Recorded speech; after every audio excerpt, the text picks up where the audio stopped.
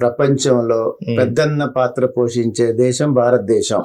పాకిస్తాన్ చెబితేనో, పాకిస్తాన్ సాక్ష్యాలు create చేస్తేనో, Pakistan visual చూపిస్తేనో నమ్మే దేశం అనేది లేదు. ఒకప్పుడు అగ్రరాజ్యమైన యుఎస్ కూడా పాకిస్తాన్ మాటలు నమ్మేది. అప్పుడు లాడెన్ అంటే దాని అర్థం ఏంటంటే ఇప్పుడు తేటతెల్యమైంది కదా, ఉగ్రవాదులైనా లేదా పాకిస్తాన్ ఆర్మీ అయినా ఒకటే అనేది ఇప్పుడు ప్రపంచ దేశాలకు తెలిసింది. భారతదేశం పాకిస్తాన్ మీద తిరిగి ఉగ్రవాదుల మీద దాడి జరిగిన నేపథ్యంలో చనిపోయిన ఉగ్రవాదుల యొక్క అంత్యక్రియలు అధికారికంగా పాకిస్తాన్ ప్రభుత్వం నిర్వహించింది. దాంట్లో ఉన్నత స్థాయి అధికార యంత్రాంగం అంతా కూడా పాల్గొంది.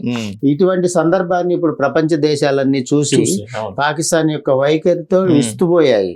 ఈ సందర్భంలో ఆ రోజు అమెరికా దేశం ఏం జరిగింది, ట్విన్ టవర్స్ ని పేల్చేసిన బిన్ లాడెన్ కు సంబంధించిన అంశంలో పాకిస్తాన్ హెచ్చరించి పాకిస్తాన్ భూభాగంలో దాడి చేసి చంపి శవాన్ని తీసుకెళ్లిన పరిస్థితి తీసుకెళ్లి చేసింది.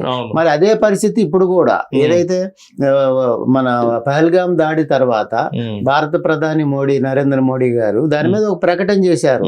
దాడిలో పాల్గొన్న వారు వెనక ప్రోత్సహించిన వాళ్ళు, అటు ఏ సంస్థ అయినా, ఏ స్థలంలో ఉన్నా, వారి వెనక ఏ దేశం ఉన్నా, వారు ఏ స్థాయి వాళ్ళు ఉన్నా కూడా వాళ్ళని వదిలేది లేదని భారతదేశం ప్రకటించాము.